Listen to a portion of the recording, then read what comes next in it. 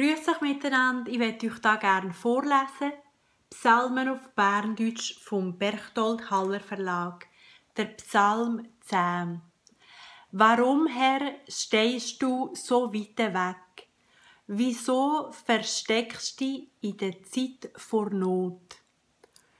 Übersündig plagen die Gottlosen die Armen. Sie verwünschen sie mit ihren hinterlistigen Plänen. Der Gottlose plagiert mit seinen Gelüsten. Er segnet der Gewinn und macht sich lustig über den Herr. Der Gottlose hat die Nase auf und sagt: Gott untersucht die Sache nicht. Es gibt ja keinen Gott. Das ist alles, was er denkt. Er kann unternehmen, was er will, so gelingt es ihm. Dies Gericht ist so hoch oben, so weit weg von ihm. Alle seine Gegner, er fuchtet sie nur an. Er sagt: ich wackle nie.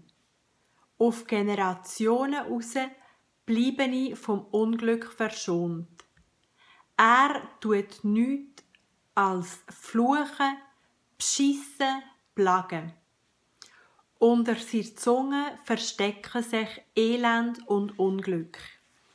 Im hintersten Hofecke gruppet er, im Verschleikten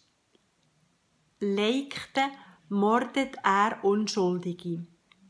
Seine Augen lauern, ob ein Schwacher kommt. Wie ein Löwe lauert er im Gestüt.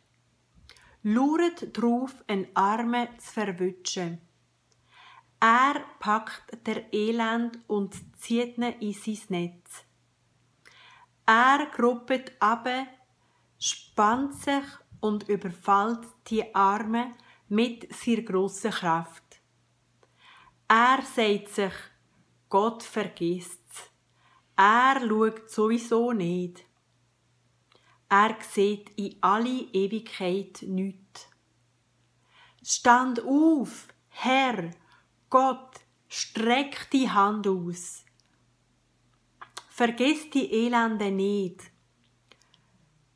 Für was darf der Gottlos sich lustig machen über Gott? Für was darf er sagen: du strafst mich ja nicht? Du hast es gesehen. Du gibst Acht auf Elend und Kummer. Auf dich verlässt sich der Schwach. Du hilfst am weisen Kind. Verbrich doch am Gottlosen, am Bösen sein Arm. Straf sie böse, dass man sie nicht mehr findet. Der Herr ist König für immer und ewig.